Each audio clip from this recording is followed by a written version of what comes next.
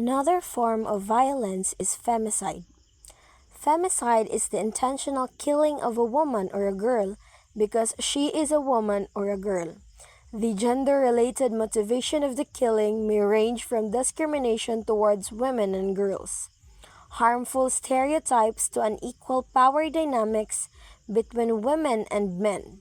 Femicide is the most extreme and brutal expression of gender-based violence. So femicides, it is all about the killing of a woman or a girl because she is a woman or a girl. And it mostly happens because of hatred, discrimination, or unfair beliefs about women, and because some people think women are less powerful or less important than men. It is considered the most extreme form of violence against women because it ends a person's life based on their gender. For example, a young girl is killed by her father or brother because they believe she brought shame upon the family by speaking to a boy or refusing an arranged marriage. Another example is an infant girl is neglected or killed by relatives due to a cultural preference for male children. Another form of violence is the human trafficking. It is a global crime that trades in people and exploits them for profit.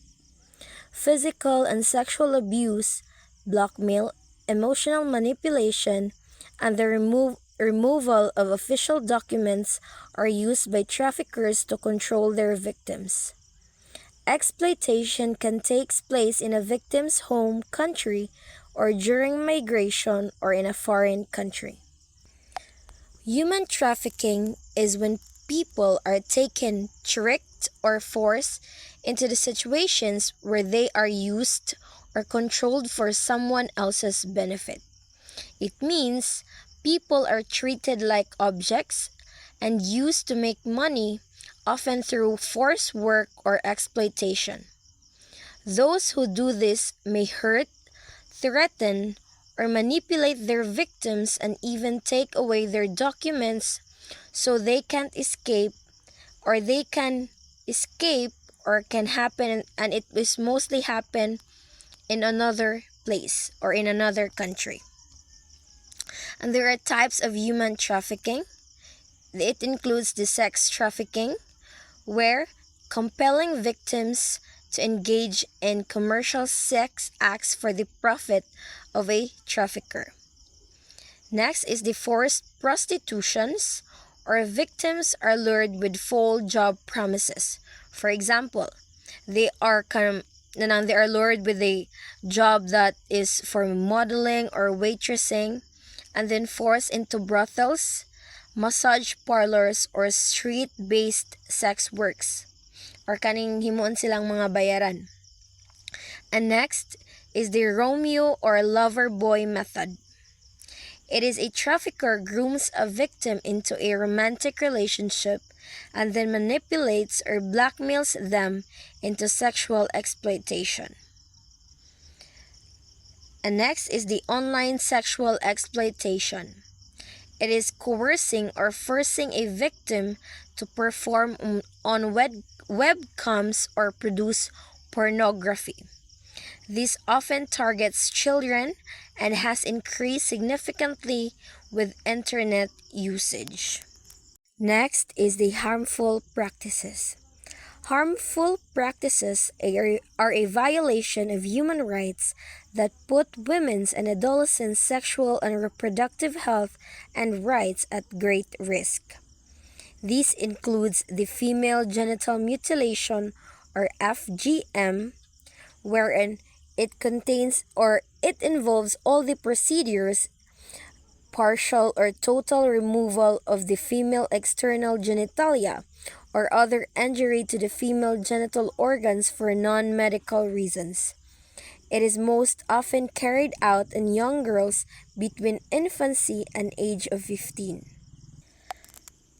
Next is the child early and forced marriage. It is a forced marriage in which one or both parties have not personally expressed their full and free consent to the union. A child marriage is considered to be a form of forced marriage given that one and or both parties have not expressed free and informed consent. And here are the reasons why mostly of the country do child marriage or forced marriage. First is the poverty and economic hardship. In many areas, daughters are viewed as an economic burden. Marrying a girl off reduces financial strain on the family, and in some cultures, families receive a bride price or dowry. Next is the gender inequality and patriarchal norms.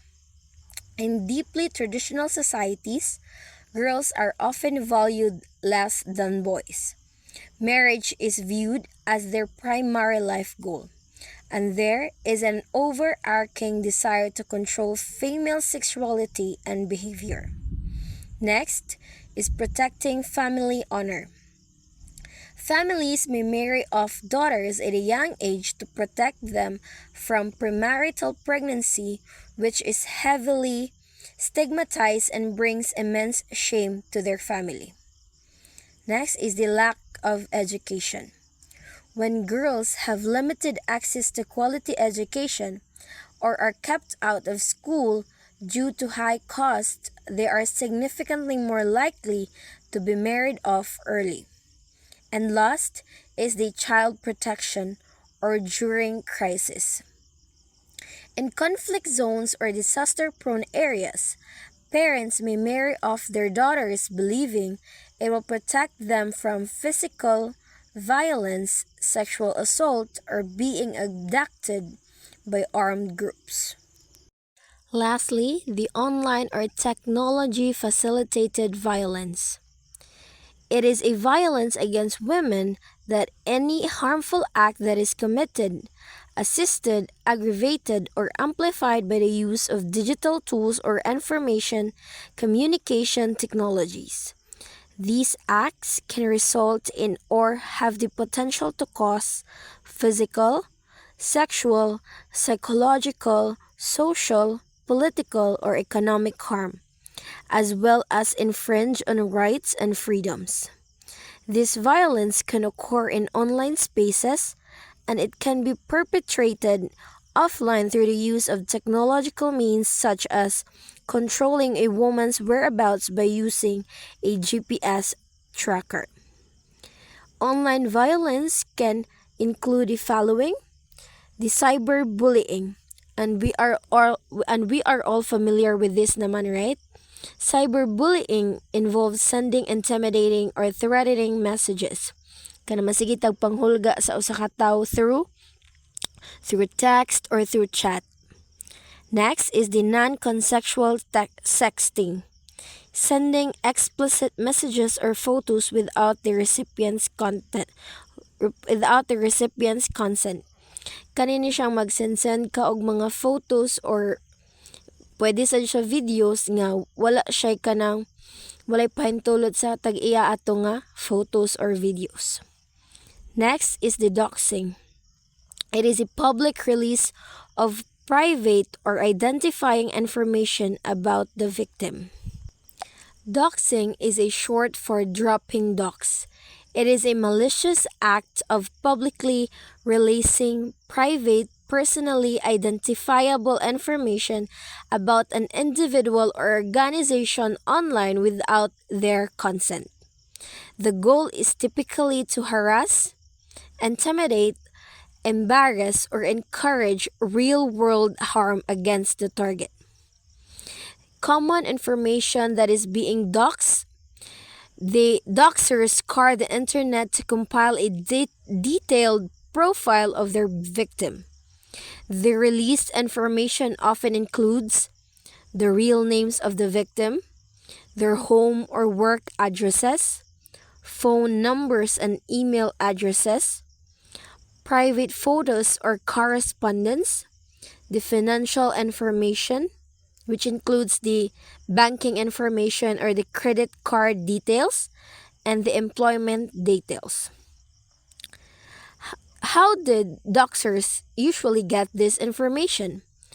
They get this information through public records, searching voter registrations, marriage certificates, or real estate property records, or in some sort of in scrolling on social media, piecing together details, location tags, and friend lists, or through hacking, intercepting network data, phishing for passwords, or utilizing leaked information from data breaches.